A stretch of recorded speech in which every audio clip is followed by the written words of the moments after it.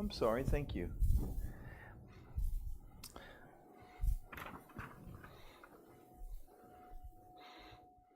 I thought I had turned it on, but evidently I had turned it off.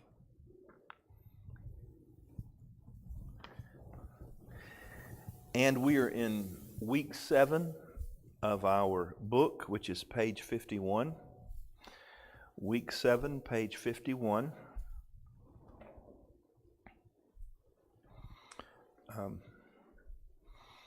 This is interesting. It has us begin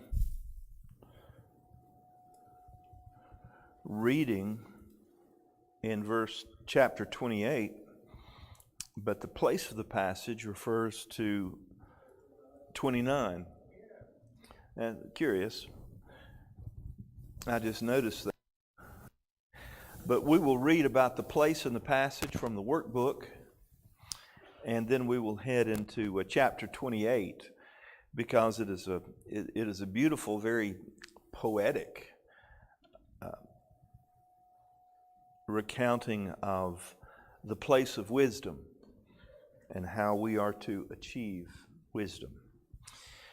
But first, page 51, in chapters 28 through 31, Job makes a final assertion of his innocence of any sin that might explain the tragedies of chapters 1 and 2.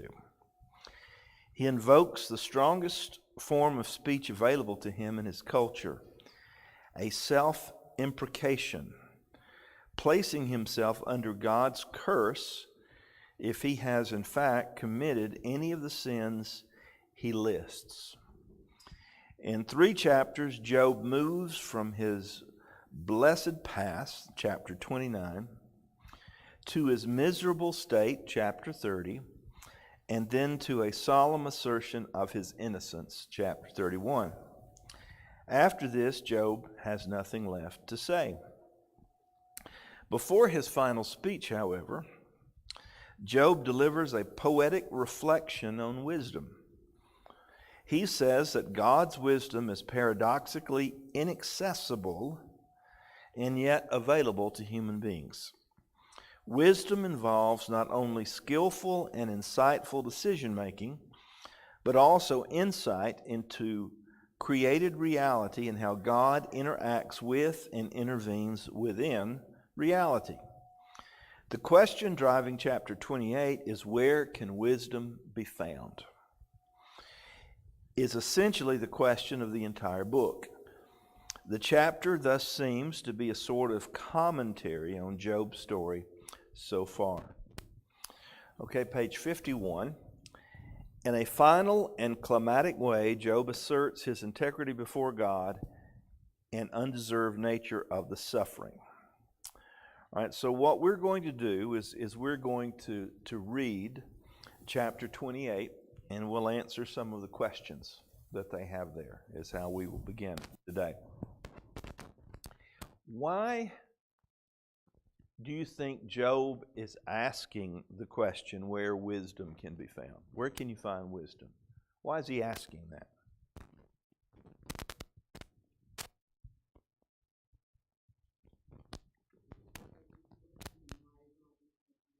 Right, he's questioning all this. He doesn't have the answer to why the suffering is coming. His friends don't have the answer, because they're only saying you're a sinful man, and Job says, well, that doesn't make sense to me because I'm not, or at least in the sense that you are inferring. So, he's perplexed about that. I had a sermon I have preached many times. It wasn't original to me. It was on the entire book of Job, and we covered it in about a 30, 40-minute sermon. And basically, he says that Job suffered 3 things. He suffered poverty, which of course he lost everything, including his children. He suffered pain, but the third P was perplexity. He suffered because he didn't know why any of this was happening.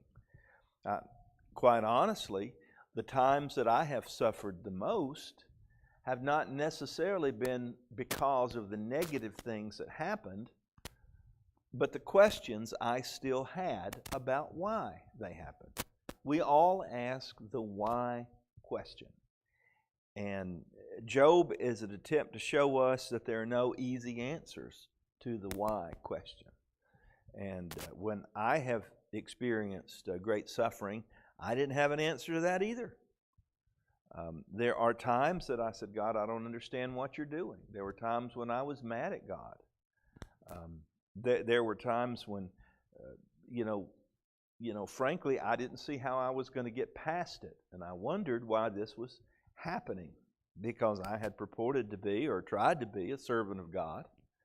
And a lot of this related to my service to God.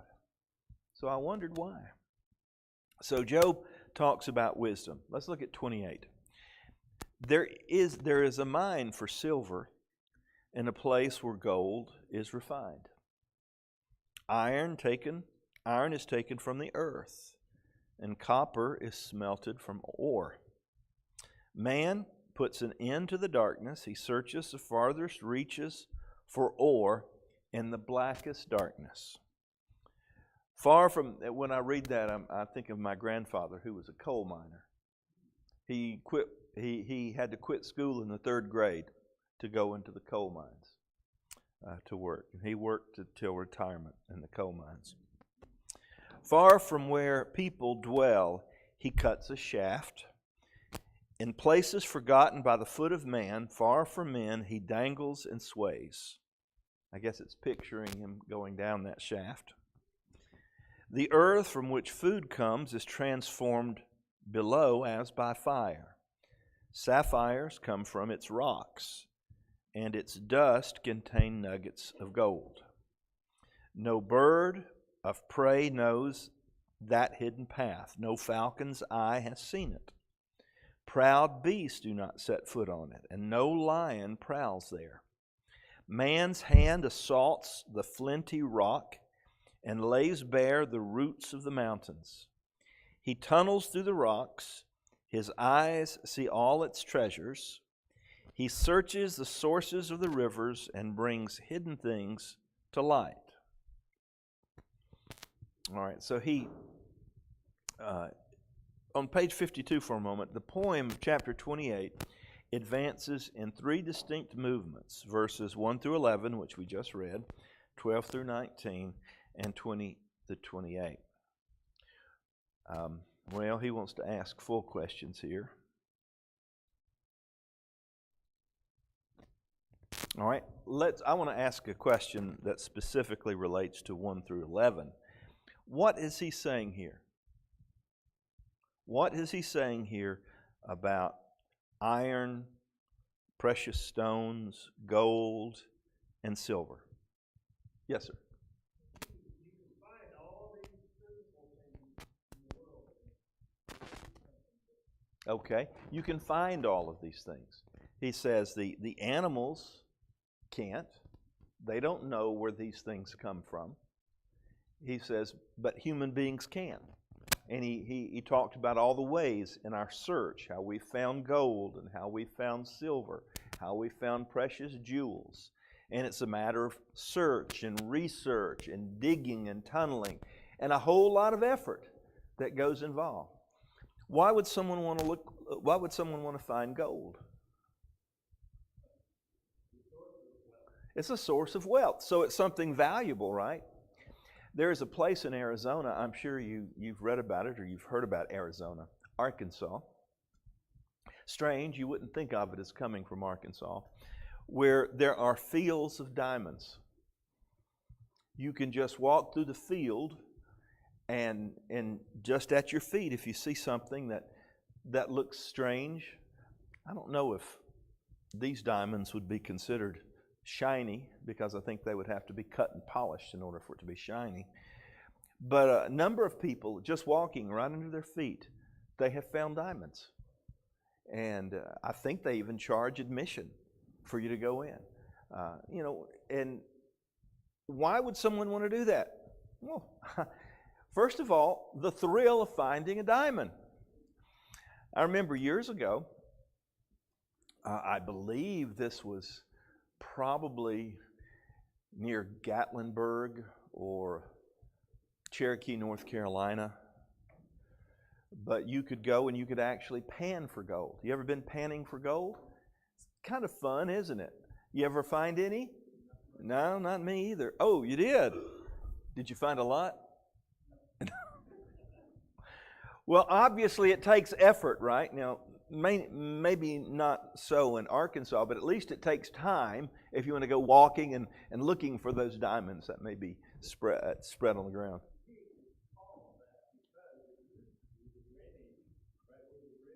Mm-hmm.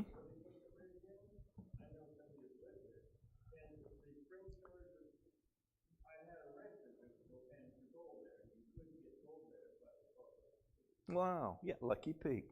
Well, his point, we're in chapter 28. His point is, we have learned to find the source of something as valuable as gold or precious gems. It takes some effort, but we have found it. But look at verse 12. But where can wisdom be found? Do you know a place you can go dig and find wisdom? Do you know a shaft that if you let yourself down and look and dig around enough that you'll actually be able to find wisdom? He says, man does not comprehend its worth. So we know the value of gold. We know the value of some of these other things. And so we seek for it. He says, maybe one of the reasons we can't find wisdom is we can't understand the value of it. I mean, Job is certainly in a position at this point where God's input on this would certainly be very valuable to him. But where do you find it? How do you go about getting it? It cannot be found in the land of the living. The deep says, this is the ocean, it's not in me. The sea says, it's not in me. Notice the parallel. That's parallelism. It's a form of Hebrew poetry. The deep refers to the sea. And then in the next verse he says, what did he say? I lost my place. The sea. It cannot be bought with the finest gold, nor can its price be weighed in silver. I mean, you can't go and trade it as a commodity. You can't say, well, here's an ounce of gold. Give me some wisdom. It doesn't work that way. It cannot be bought with the gold of Ophir, with precious onyx or sapphires. Neither gold nor crystal can compare with it, nor can it be had for jewels of gold. Coral and jasper are not worthy of mention. The price of wisdom is beyond rubies. The topaz of Cush cannot compare with it. It cannot be bought with pure gold. What is he saying here?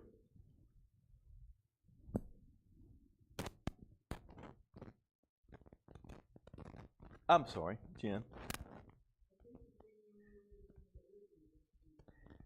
Okay, that is exactly where he is going with this.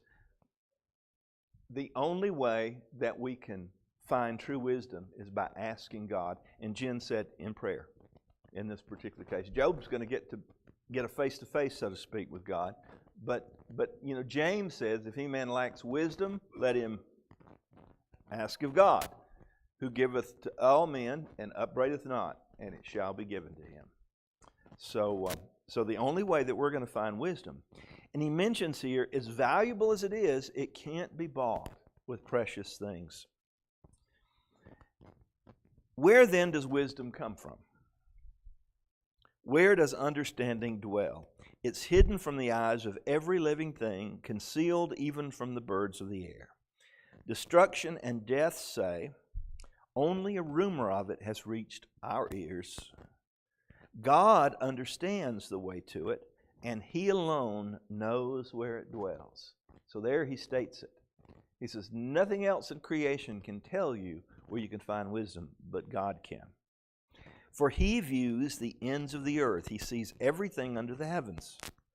When He established the force of the wind and measured out the waters, when He made a decree for the rain and a path for the thunderstorm, He confirmed it and tested it. And He said to man, the fear of the Lord, that is wisdom, and to shun evil is understanding. Job is a part of a literature in the Old Testament called the wisdom literature. Job, Proverbs, Song of Solomon, and Ecclesiastes, and perhaps to a minor extent the Psalms as well. Psalms are more songs of praise, but they're kind of clumped together as books of wisdom. The purpose of the sage or the wise man, Solomon was a wise man. Proverbs quotes a lot of different wise men. The purpose of the sage in antiquity was certainly in biblical antiquity or ancient Judaism, is to find out the rules that govern the universe. What are the rules that govern the universe? Now, today, speaking in scientific terms, we may want to talk about, what's the mechanism by which the water goes from the sea or the stream to the clouds and then comes back down again? What is the magic that turns, and of course they wouldn't say magic, but what is the power, what is the mechanism by which the rain turns to sleet or snow? They would look at things and they would seek out these rules that govern the universe. And there are rules there, of course, in a biblical worldview, the rules were put there by God. And so as you hear things like this, when he established the force of the wind and measured out the waters, later he's going to say that told the seas you can go this far but no farther. That's part of these rules that only God knows and understands, something that God put into place. But there are also spiritual rules. You look at the book of Proverbs and you'll have something like, train up a child in the way he should go, and when he is old he will not depart from it. That is a general truth that has been observed in nature. One of the rules, by the way, that God has placed in nature. He's not saying that every child is going to turn out right, but what he is saying is that generally those children who are trained in the way of the Lord are going to come back to their roots. And so generally speaking, that's the truth. That's one of the rules by which God. If you stay in bed all the time and are too lazy to get up and work, most likely you're not going to have anything to eat. And that's all from the Proverbs. That's one of the rules by which the universe is governed. What about when bad things happen? These are the rules he's talking about. When bad things happen, why is that the case? Okay, and that would be the conventional wisdom anyway. Bad things happen because you're a sinner. And if good things are coming your way, it's because you're being blessed, because you've done some good things. Conventional wisdom. But what about those occasions? And Job has really said, your answers to his friends, your answers do not fully answer this question. So, why do bad things happen to good people? And why do good things happen to bad people? Boy, I'd like to know the answer to that question, says Job. I really want to understand. Just let me have an audience with God. And we'll go through this. And so Job, in one sense, is telling his friends, your answers are coming up empty because you do not have access to the wisdom of God. He says, I'm no better, but I can tell you one thing. This isn't happening because I'm a sinner above sinners. I can tell you that much. So, we've answered the question, what argument is the poem making? Where is the only place that humans can access wisdom embedded in creation? Where's the only place you can get it? God. And remember, it is in the context of suffering that James asked the question about wisdom. Where does wisdom come from? And when lacks wisdom, let him ask of God, who giveth to all men liberally and upbraideth not, basically. So that's the place that we can find wisdom. James later calls it the wisdom that's from above. You ever hear people say, well, I'm just going to go with my gut on this one. Well, what's the problem with that? What's the problem with just going with your gut? Yes, sir. Yeah, because of sin, our intuition has been marred. It's imperfect at best. Anytime someone just goes with the way they feel. Tina and I have this little unspoken rule. Maybe sometimes I do speak it. Do not talk to me until after my first cup of coffee in the morning. I don't want to hear about the problems of the night or what has showed up on the Facebook posts since we went to bed last night. I just don't want to see it. I want to have this little cup of coffee. I don't even turn the television on. Most of the times, I don't even do my first Bible reading or anything like that until I finish that cup of coffee. I just have to have it. But if I went with the way I felt when I got up in the morning, I would be friends with no one. And I certainly wouldn't have remained married, I'll tell you that, because she would have left me a long time ago. If we go with our gut, as a matter of fact, I think that, like you said, Vic, I think that is a good definition of the flesh, doing what comes naturally. That is, I think, a good Bible definition of the flesh. Anytime we just do what comes naturally, so your first reaction to anything needs to be thought through. Unless you are so in tune with the Spirit that first reaction is a spiritual one. And I think that can develop in our lives, but we have to be careful. So James says there is a wisdom that comes from above, and there is a wisdom that comes from below. And we need to be careful that we listen to the right wisdom. So Job is really struggling with this. Look at the final statement.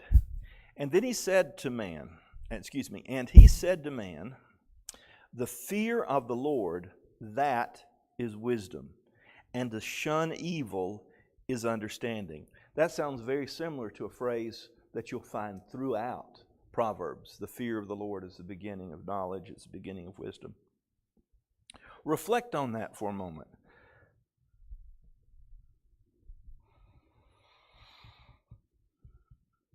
What are your thoughts regarding that?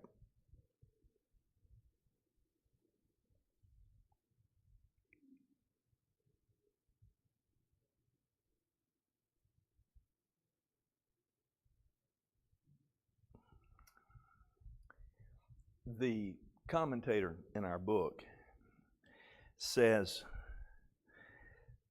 that when we come to God, we have to come to God for wisdom. And when we come to God for wisdom, we need to do so in a reverent and God-fearing and obedient way. All right? That's what he's saying whenever we ask God for wisdom. It's not just, God, get me out of the situation that I'm in. It seems to imply there needs to be an ongoing sense of reverence and worship of God. So the question he asks is, does this understanding bode well or poorly for his friends? Because are they sharing at least the full wisdom of God? All right? If that is the case, then obviously they have not been to God, or they have not gotten the right answers from God, correct? And if that is the case, perhaps they are not coming before Him in the fear of the Lord. They're not coming to Him in true understanding, in shunning evil and such as that, as the passage would say. So there's an implication, I think, in this to Job's friends. All right, let's look at chapter 29. Job continued his discourse. How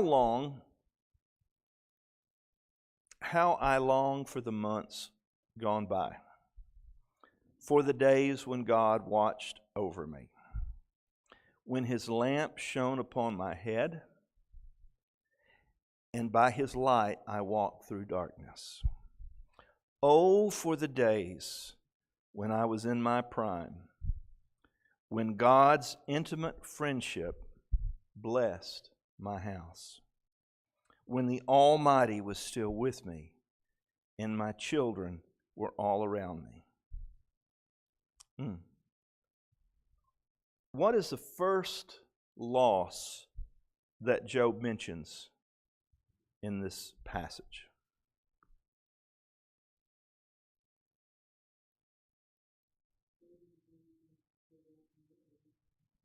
All right, well, his first loss that he mentioned, yes, was when God watched over him. When his relationship with God was such that he was blessed, is kind of the idea that he is saying. The author of this book, or the authors of this book, want us to see and understand that of all the things that Job missed, he missed his relationship with God the most. Now, everything else was just gravy, basically, but he missed his relationship with God the most. And as you read this, isn't this pitiful? Oh, for the days when I was in my prime. I was telling Michael before service began that I'm doing this, what would you call it, fitness challenge at the gym. And it's like 8 weeks. And what I have tried to do is, last year I lost about 35 pounds. And I plateaued. And I basically the same. Gain a couple of pounds, lose a couple of pounds. Basically plateaued. So I started going to the gym, hopefully, maybe thinking that will help. Well, I've really done no better. I think I'm a little stronger than I was then. But I don't know. I want to lose the weight. I want to get stronger. But it's just not there. It hasn't been coming the way I wanted it to. So I start this fitness challenge. Really, I say, well, maybe my problem is I haven't been doing it intensely enough. So I've been going Saturday to a boot camp. And Tina actually, she was kind of afraid of that. She says, you may be a little bit too old to go to a boot camp. You implied that. You said, I don't know if your heart would keep up with all that. Okay, I'm sorry. Well, number one, it wasn't as bad as that sounds as a boot camp. Number two, it doesn't matter because as out of shape as I was, my tongue was still hanging most of the time. But I increased the intensity. I increased the intensity of the swimming that I was doing. I increased the intensity of the treadmill I was doing. I began to really increase the weight and frequency of working out. 5 weeks in, I was saying what Job says here. Oh, for the days when I was in my prime. Oh, for the days when I was in my prime. When I was in high school, wouldn't break a sweat on this stuff. But now I went to 5 weeks of intense working out. So much so that I literally had to take 2 weeks off. Not completely off, but really back off just to catch back up. You know what I mean? It's one of those things. We all did things in our prime that we wish we could do now. And Job is thinking about his prime. And notice how he defines his prime, when the Almighty was still with me. Like you said, Jen, it sounds like he believes that God is not with him at this point. And I guess for all appearances, he was not. God was with him, but it didn't appear to be that was the case. So it's really pitiful what he's saying here. Oh, for the time when God's intimate friendship blessed my house, when he was with me, when my children were around me. I know we've all waxed nostalgically about that, right? We have this Amazon Echo Show that sits on our kitchen counter, and it's tied to our photograph account. We have a photograph account, and it just plays over and over again, just picture after picture, usually of our kids, of our family, of our Christmases when our parents were still alive and all these things. So it's a very nostalgic thing. Sometimes we can't even get any work done in the kitchen for standing there propped on the counter watching these pictures go by because of its nostalgia. But oh for my prime when we were able to do all this. Let's look at verse 7. When I went to the gate of the city and took my seat in the public square, the young men saw me and stepped aside. The old men rose to their feet. He's talking about the deference that people get. The chief men refrained from speaking and covered their mouths with their hands. The voice of the nobles were hushed, and their tongues stuck to the roof of their mouth. Whoever heard me spoke well of me, and those who saw me commended me, because I rescued the poor who cried for help, and the fatherless who had none to assist him. The man who was dying blessed me, and I made the widow's heart sing. Isn't that a beautiful expression? I made the widow's heart sing. By the good things that he did for her when she was in need, of course. I put on righteousness as my clothing. Justice was my robe and my turban. I was eyes to the blind and feet to the lame. I was a father to the needy. I took up the case of the stranger. I broke the fangs of the wicked and snatched the victims from their teeth. I thought, I will die in my own house. My days as numerous as the grains of sand. My roots will reach to the water, and the dew will lie all night on my branches. My glory will remain fresh in me, the bow ever new in my hand. What was Job's former reputation like?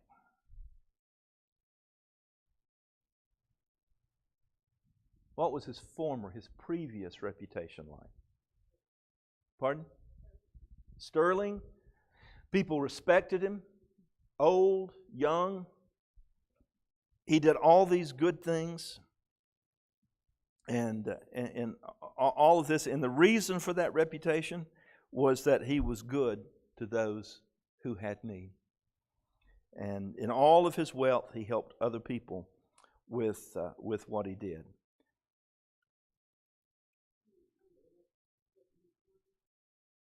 Yes, yeah, it was untarnished in everything he did. Verse 21, men listened to me expectantly, waiting in silence for my counsel. After I had spoken, they spoke no more. My words fell gently on their ears. I'm a part of this religious group. Yeah, I guess it's mostly preachers, but they're not all preachers. And they'll get on there and they'll discuss sometimes arcane, sometimes very significant Bible passages or discussions, and they will disagree and they'll argue and they'll go back and forth on that. And then I have a friend. He's a professor at Lipscomb. You may have even heard of him. I can't think of his name. John Mark Hicks. And then John Mark will get on and he will make a comment. Nothing else is said after that. John Mark is almost the E.F. Hutton. You remember those commercials? Job was the E.F. Hutton of his day. When he spoke, people listened. They didn't have anything else to say. So that's the way he said here. After I'd spoken, they spoke no more. My words fell gently on their ears. They waited for me as for showers and drank my words as the spring rain. When I smiled at them, they scarcely believed it. Now, I don't know. He sounded a little like he's exaggerating there. My smile makes them happy. The light of my face was precious to them. I chose the way for them and sat as their chief. I dwelt as a king among his troops. I was like one who comforts mourners. But now look what he says.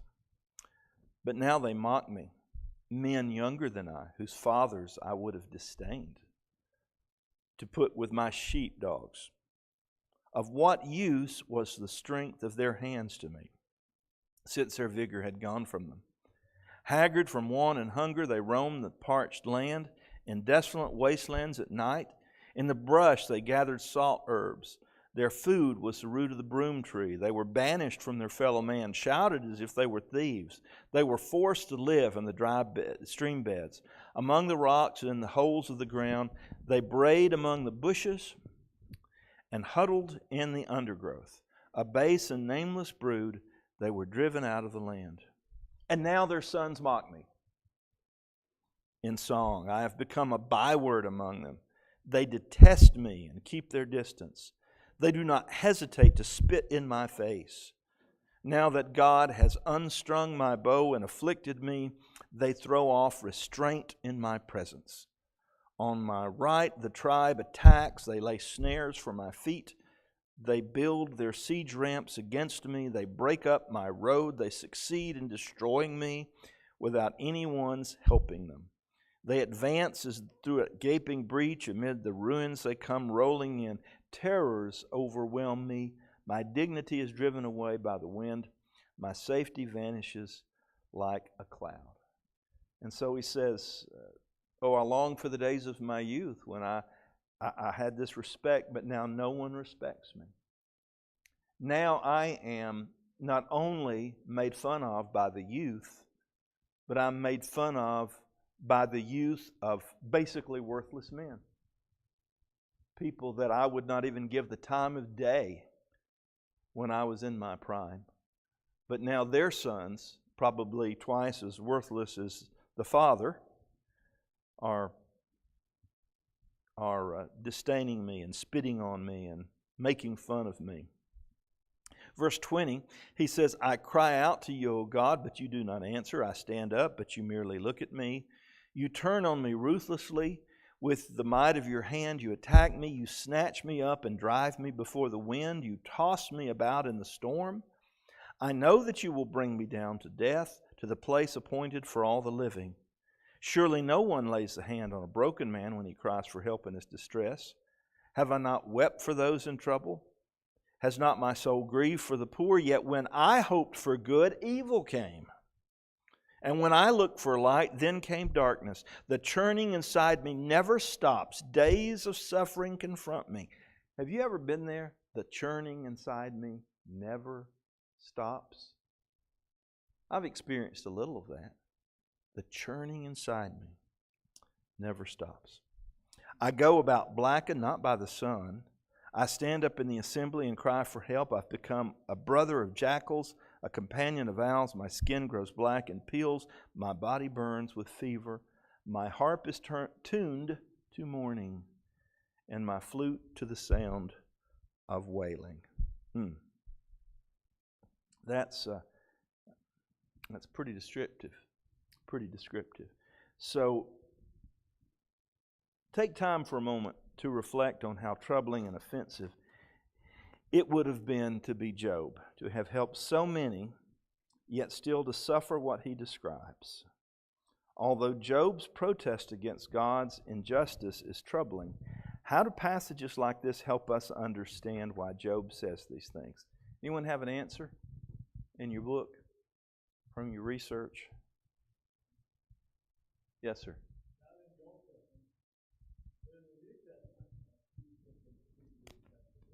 Mm-hmm.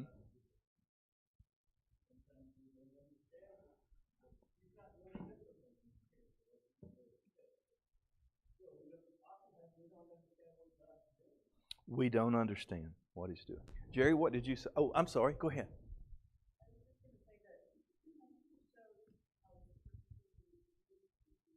Mm.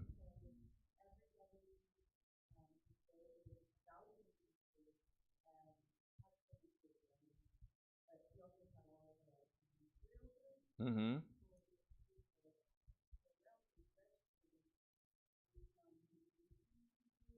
Mm-hmm. Mm-hmm.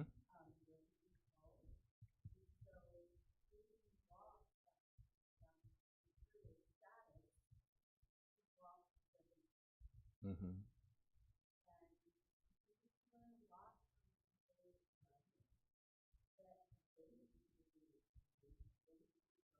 Mm-hmm.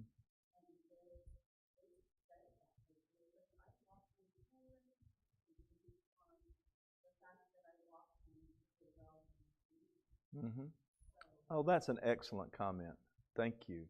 Um, yeah, did you have more? Go ahead. I think that's an excellent thought.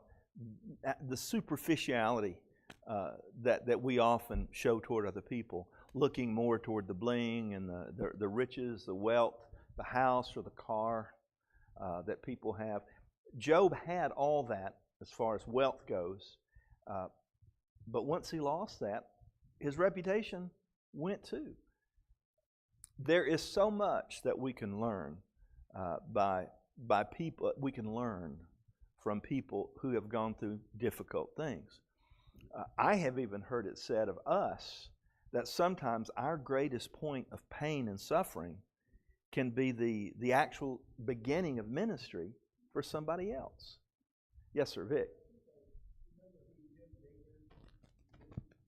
You're talking about, yeah, the Praise the Lord leader.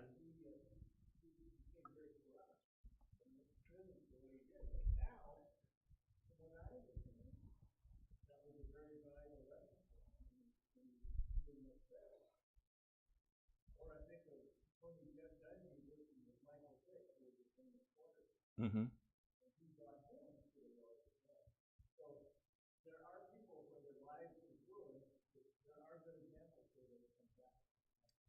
Well, thank you. I think that's important for us to say.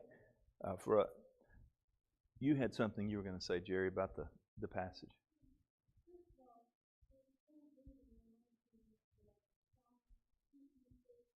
Ah. Mm-hmm.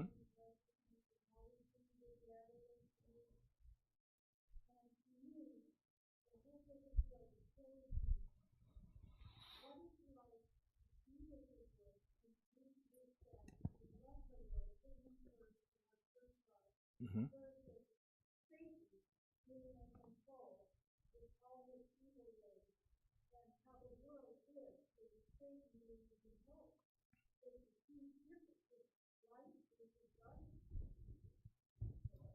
Very good.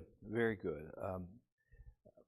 This the comparison is really stark between where God leads us when we submit to Him and where Satan is trying to lead us in our life. Um, let's look just briefly at some of the rest of this gospel glimpses of all the things that Job longs for. What is it that he longs for the most? To be right with God.